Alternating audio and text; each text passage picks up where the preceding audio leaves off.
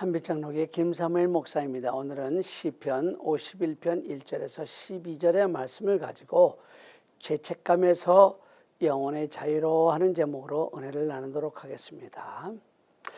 아마 빅토르 위고가 19세기 프랑스를 배경으로 쓴 장편 소설 레미제라블을 모르는 분들은 계시지 않을 겁니다. 그러나 원본이 워낙 방대해서 실제로 원본을 읽은 분들은 거의 없을 것이고, 영화나 연극으로 수없이 많이 제작되어서 많은 분들이 영화나 연극으로 보셨을 것입니다. 그리고 소설 내용이 주로 장발장이라는 사람의 일생을 다뤘기 때문에 책 제목도 그냥 장발장으로 알고 계시는 분들도 있을 것입니다. 모든 사람이 잘 알고 있는 것처럼 이 책의 내용은 장발장이 배가 고파 빵을 훔쳤다가 감옥에 갇힌 뒤 몇 차례 탈옥을 시도한 죄로 19년 형을 살고 세상에 나옵니다. 추록 후 따뜻한 음식과 잠자리를 제공해준 밀리에르 신부님의 은접시를 훔쳤다가 또다시 체포될 위기에서 그것은 내가 준 선물이라는 신부님의 거짓 증언으로 위기를 모면하고 밀리에르 신부의 그 용서와 사랑에 감동한 장발장이 새로운 사람으로 태어나 새로운 인생을 산다는 것입니다. 이 정도 설명하고 영화나 연극으로 혹은 소설 레미제라블을 보고 읽은 분이라고 해도 잘 모르는 두 가지가 있습니다.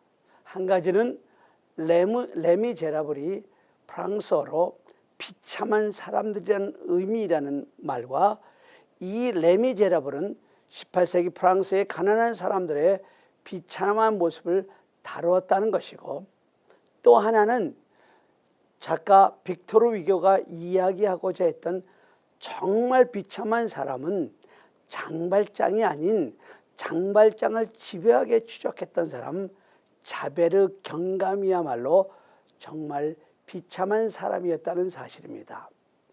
장발장은 이처럼 밀리에르 신부의 용서와 사랑에 감동해서 새 사람으로 태어나 새로운 삶을 살아갑니다. 그리고 그는 자신이 죄인한 죄책감이 컸던 만큼 용서받은 기쁨과 감격도 더욱 컸고, 그의 변화는 그야말로 획기적이었습니다. 이에 반해 자베르 경감은 끝까지 용서와 회개 그리고 변화를 이해하지 못하고 결국 세느강에 뛰어들어 자살을 하고 마는 정말 비참한 인생을 마치고 맙니다. 자베르 경감은 출신부터가 비참했습니다. 그의 부모는 모두 죄수였고 그리고 감방에서 죽었습니다. 이러한 가족사는 자베르로 하여금 죄를 끔찍이 싫어하면서도 자신도 죄에 대한 컴플렉스, 즉 죄책감을 안고 살아가게 됩니다.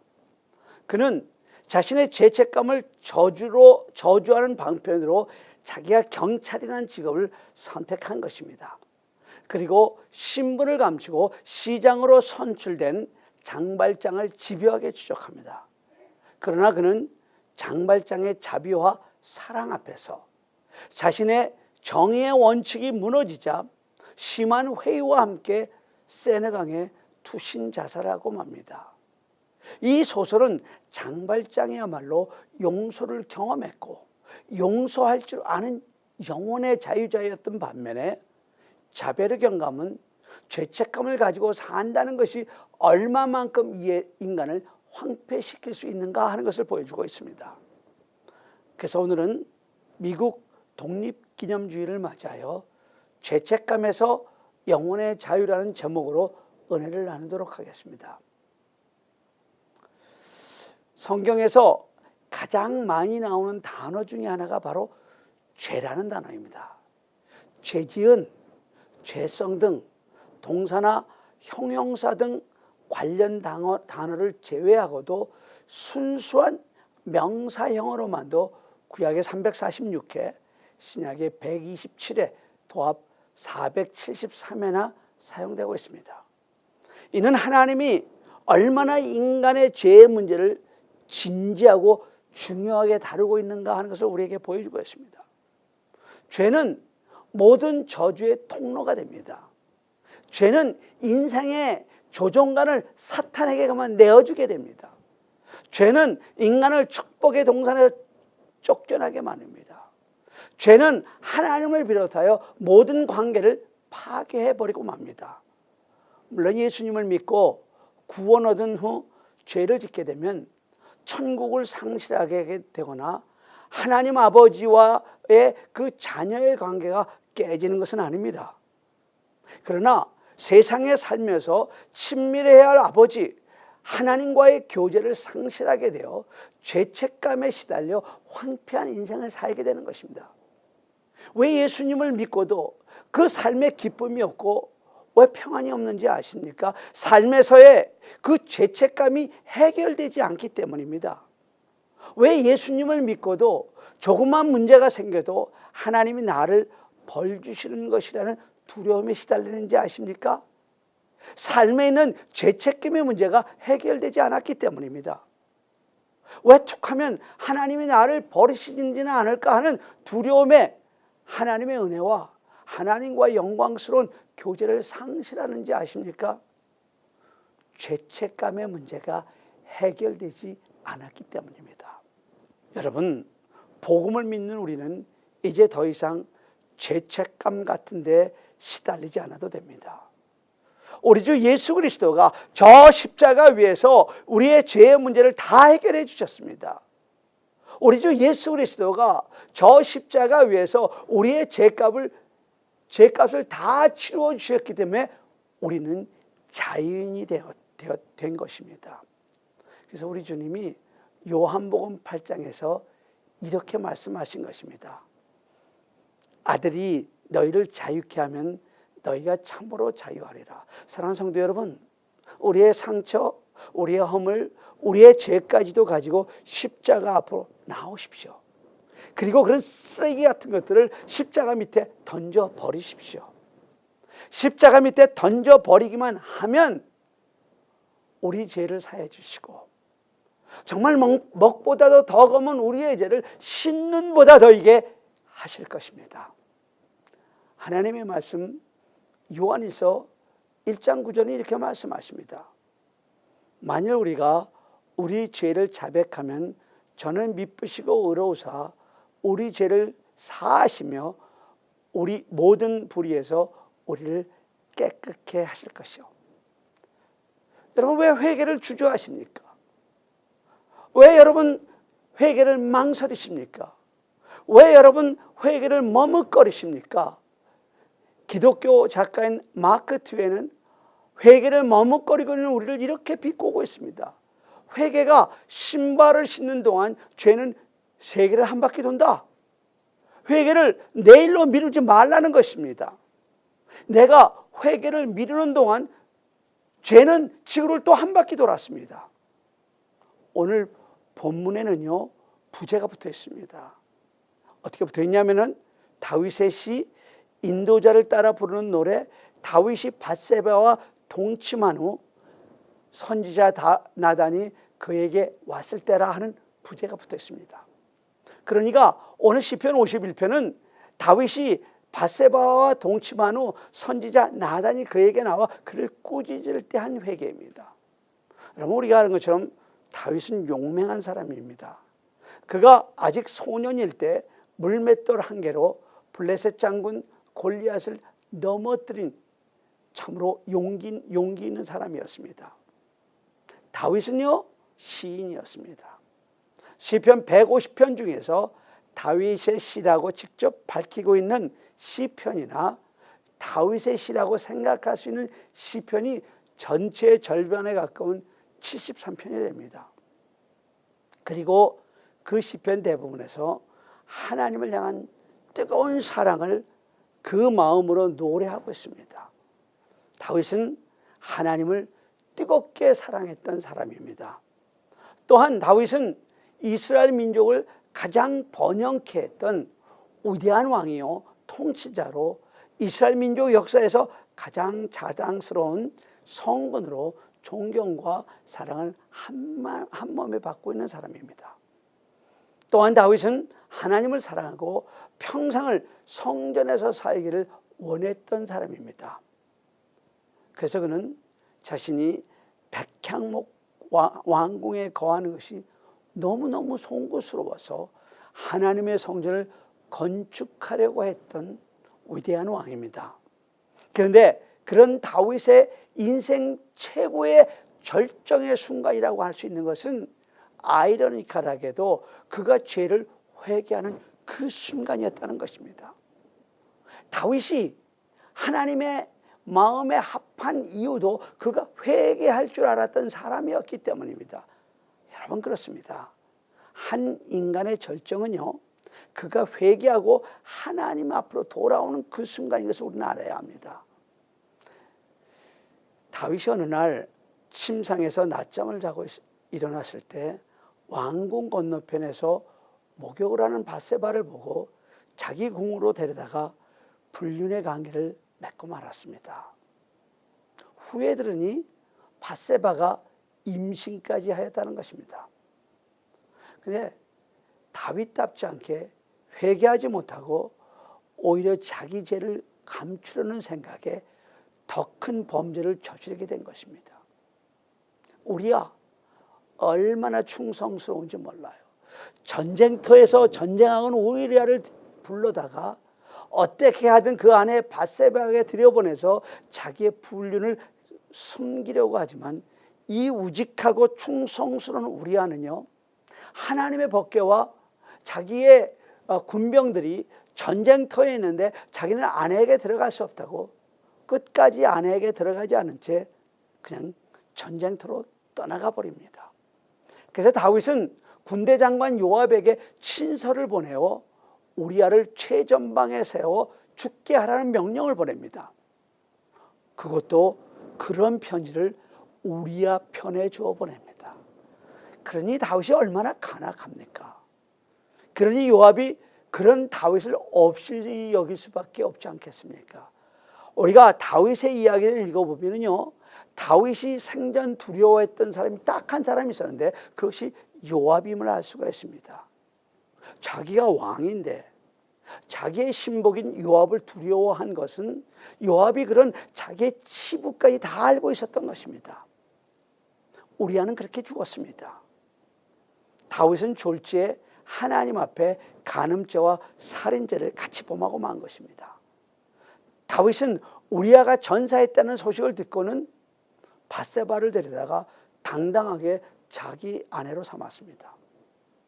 물론 세상은 아무도 모릅니다. 혹 요압이 눈치챌 수 있었을지도 모르지만 요압만 입을 다물어주면 이 일은 아무도 모르는 일입니다. 그러나 사람을 속일 수 있을지는 몰라도 불꽃 같은 눈으로 인생을 감찰하시는 우리 하나님을 속일 수 없었습니다. 하나님은 나단 선지자를 그런 다윗에게 보낸 것입니다. 어느 동네에 큰 부자 한 사람과 가난한 사람이 살고 있었습니다. 그 부자 집에는 소와 양과 다른 재산도 많이 있었습니다. 그런데 가난한 사람의 집에는 아무것도 없고 그저 조그만 암양 새끼 하나가 있는데 그것이 얼마나 사랑스러운지 한 상에서 먹고 한 자리에서 자고 그야말로 자기 딸처럼 아꼈습니다. 그런데 부잣집에 손님이 오니 이 부자는 자기 양과 소를 잡는 것이 아까워서 자기에게 온 손님을 대접하기 위해서 가난한 사람의 그 양 새끼를 빼앗아 그것을 잡아 손님을 대접했다는 것입니다.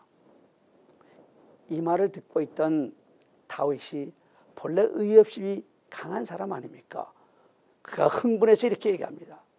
내가 통치하는 이 나라에 그런 놈이 있다니, 그런 놈은 마땅히 죽어야 된다고 했습니다. 그리고 그 양에 대해 모세의 율법처럼 4배나 갚아줘야 한다고 얘기를 했습니다. 그때 나단 선지자가 다윗을 가리키면서 당신이 바로 그 사람이요 하고 말했던 것입니다.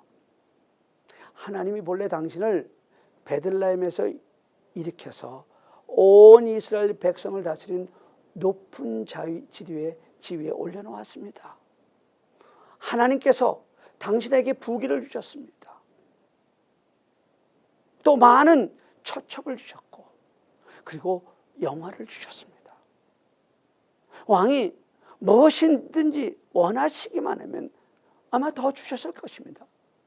그런데 무엇이 당신이 부족해서 당신의 축복 중에 축복인 우리 아내를 빼앗아서 당신의 아내로 삼았습니까?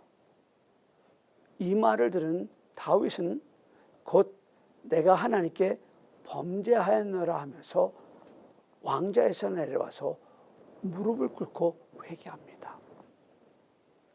다윗은 왕의 체면과 채통을 무릅쓰고 무릎을 꿇고 회개했습니다. 여러분, 그의 손에는 막강한 권력이 있지 않습니까? 그러나 아무 힘없는 나단 선지자의 힐책을 받고 그 앞에 무릎을 꿇습니다. 여러분, 다윗은 칼을 든 자 아닙니까? 그러나 말씀을 든 자 나단 선지자 앞에 무릎을 꿇었습니다. 그래서 다윗은 5절에서 내가 죄악 중에 잉태하였고 죄 중에 탄생하였다고 하였습니다. 이 말은 나는 본질적으로 죄인이요 본래 의를 행할 수 없는 사람이라고 하는 고백입니다. 그가 지은 죄가 결코 우연이 아니라 나는 언제나 이런 죄를 짓고 살 수밖에 없는 구제불능의 인간이라고 고백하는 것입니다. 그리고 다윗은 회개의 눈물을 흘렸습니다. 그의 시편처럼 주야로 눈물이 음식이 되었고 눈물로 침상을 띄우며 요를 적시며 그는 회개하였습니다. 그리고 다윗은 자기의 죄가 탄로남으로 보좌에서 쫓겨나거나 왕관이 벗겨지는 것, 그런 것 두려워하지 않고 오늘 본문에서처럼 나를 주 앞에서 쫓아내지 마시며 주의 성령을 내게서 거두지 마소서 하며 간구했습니다. 다윗은 하나님 앞에, 주 앞에 사는 것이 왕관보다 더 큰 축복이요 성령의 기름 부음으로 사는 것임을 알았던 것입니다. 이런 다윗에게 붙일 수 있는 최고의 형용사는 그런 최고의 성군이었다는 것이 아니라 그는 회개할 줄 아는 사람이었다는 것입니다. 시편에 보면 6편, 32편, 그리고 38편과 51편, 102편과 130편, 143편, 7편을 다윗의 참회시라고 부릅니다. 이 7편의 시들은 진실한 회개가 무엇인지, 회개의 복이 얼마나 놀라운 것인지를 우리에게 보여주고 있습니다. 그러면 죄책감에서 해방되어 영혼의 자유를 얻는 비결은 무엇일까요? 먼저 죄와 죄책감을 가지고 십자가 앞으로 나와야 합니다. 먼저 우리의 죄가 생각나게 해달라고 기도합시다. 그리고 성령님께서 가르쳐 주시는 그 죄에 대해 우리가 용서를 구합시다. 우리 하나님은 이미 그런 당신을 용서하기 위해서 희생의 피를 준비하고 계십니다. 절대로 성령께서 지적하신 죄에 대해 자신을 합리시키지 맙시다. 정직하게 자백하십시다. 물론 당신이 예수 그리스도를 영접할 때 우리의 모든 죄는 다 이미 용서받았고 우리는 구원함을 받았습니다. 그래서 구원과 죄의 문제를 가지고 하나님 앞에 용서를 비는 것은 또 다른 차원의 문제입니다. 그리스도인의 죄는 하나님과 우리 사이의 관계의 성장을 가로막는 것이기에 죄를 가지고 우리가 성화될 수 없습니다. 우리가 죄를 가지고는 믿음이 성장될 수 없습니다. 그래서 우리는 매일매일 마치 호흡하듯이 내게 발견된 죄가 있다면 그것을 미루지 말고 즉시 고백하고 회개해야 합니다. 여러분, 세상 심리학자들은요, 기독교인들이 너무 죄에 대해서 말을 많이 하고 있는 것은 그들의 정신적으로 좋지 않은 영향을 미친다고 비판을 합니다. 바로 이것이 일반 심리학과 기독교 심리학의 차이입니다. 여러분, 죄를 다른 이름으로 미화시키려는 유혹에서 벗어나십시오. 또한 내 죄를 그 누구에게 전가하려는 유혹에 빠지지 마십시오. 생각해 보세요. 에덴 동산에서 죄를 범한 아담은 그 아내에게 책임을 전가시키고 그 그리고 그 아내는 뱀에게 책임을 전가시키지 않습니까? 예수님을 팔아버린 가룟 유다는 자신을 학대하며 미워하다 스스로 목숨을 끊어버렸습니다. 이런 태도들은 결코 우리의 죄를 없애지 못합니다. 이런 태도들은 결코 죄를 인해 파생된 그 고통을 치유할 수 없습니다. 죄에 대한 성경적인 바른 처리는 단 한 가지입니다. 그것은 죄에 대한 자백과 죄에 대한 동의이며 하나님 앞에서 용서를 회복하는 것입니다.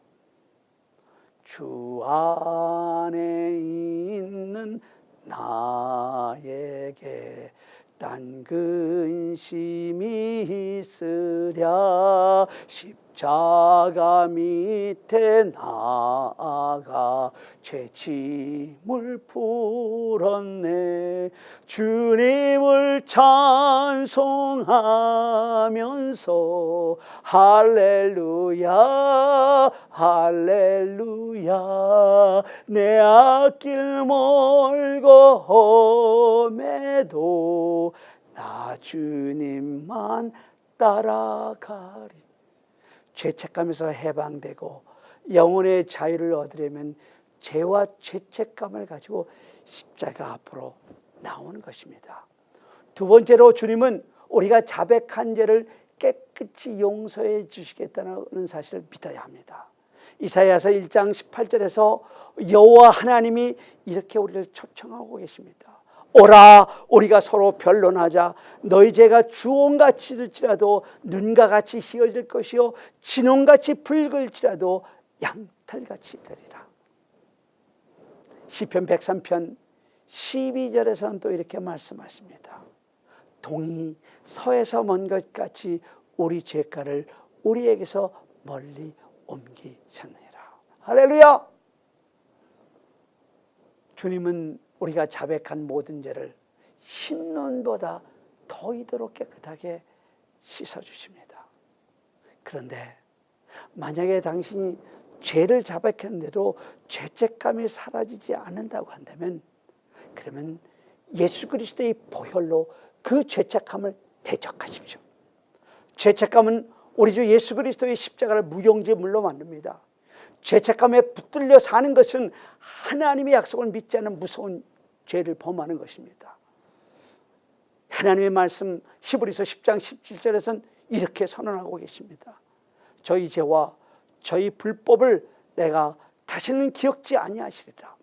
여러분, 하나님은 단번에 우리 죄를 용서해 주셨다고 말씀하십니다. 그리고 그 죄 때문에 다시는 피해 제사를 드릴 것이 없다고 선언하고 계시고 있는 것입니다. 그런데 그 죄책감은요, 사단이 가져다 주는 것으로 우리는 그 사단을 예수 그리스도의 이름으로 대적해야 합니다. 당신이 회개하면 하나님은 당신을 한 번도 죄를 범한 적이 없는 자처럼 인정하십니다. 여러분 믿으십시오. 당신은 이제 모든 죄책감에서 해방되었습니다. 당신은 이제 영혼의 자유를 누리는 사람이 되었습니다. 이제 당신은 죄책감에 묶여 있을 필요가 없는 거듭난 하나님의 자녀, 그야말로 새로운 피조물이 된 것입니다. 이것을 잘 알았던 다윗이 오늘 본문에서 이렇게 고백합니다. 1절입니다. 주의 인자를 좇아 나를 긍휼히 여기시며 주의 많은 자비를 좇아 내 죄악을 지워 주소서. 2절에서 이렇게 말씀하십니다. 나의 죄악을 맑게 씻기시며 깨끗이 제하소서. 여러분 9절입니다. 내 모든 죄악을 도말하소서. 여기서 이 도말하소서 하는 말의 뜻은 차용증서를 말소해버리고 내가 진 부채를 완전히 없애달라는 것을 의미합니다. 그래서 우리 주님이 십자가에서 텔레스타이 다 이루었다. 너희 죄값을 내가 다 지불했다고 선언하신 것입니다. 여러분, 죄를 도말하시는 것도 주님이 하시는 일이고 죄를 씻기는 것도 하나님이 하시는 일이며 죄를 제하시는 것도 하나님이 하시는 일이며 죄를 정케하시는 것도 하나님이 하시는 일입니다. 그런데 7절에서 우슬초로 나를 정결케 하소서 이렇게 말씀하고 있는데, 이 말씀의 뜻은 출애굽기 12장 22절에 나오는 대로 우슬초에 양이나 송아지의 피를 발라 백성에게 뿌리면 그 죄가 사해지는 속죄의 신비를 말하는 것입니다. 십자가는 바로 나의 죄와 나의 죄책감, 그리고 저주를 도말하고 씻고 제하고 정결케 하는 장소이기 때문에 그렇습니다. 당신이 죄와 죄책감을 가지고 십자가 앞으로 가지고 나오기만 하면 내 죄악이 지워지는 역사, 나의 죄악이 맑게 씻겨지는 역사, 내 모든 죄악을 도말하는 역사가 바로 지금 이 시간에 이 자리에서 일어날 것입니다.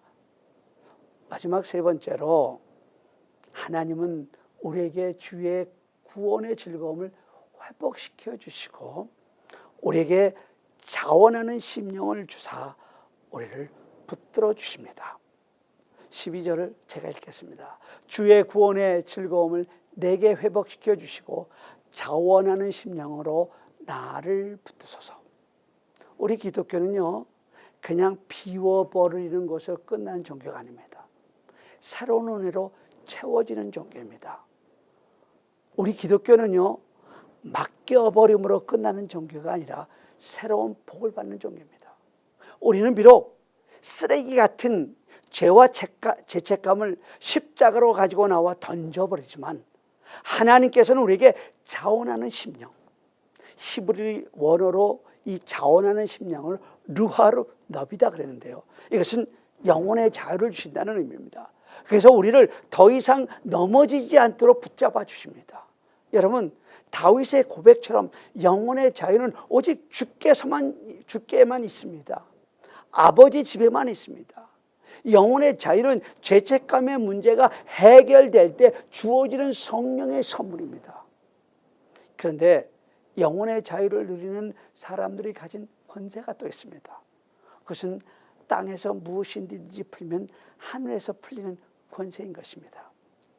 부활하신 주님이 제자들에게 말씀하십니다. 너에게 평강이 있을지어다. 아버지께서 나를 보내신 것 같이 나도 너희를 보내라.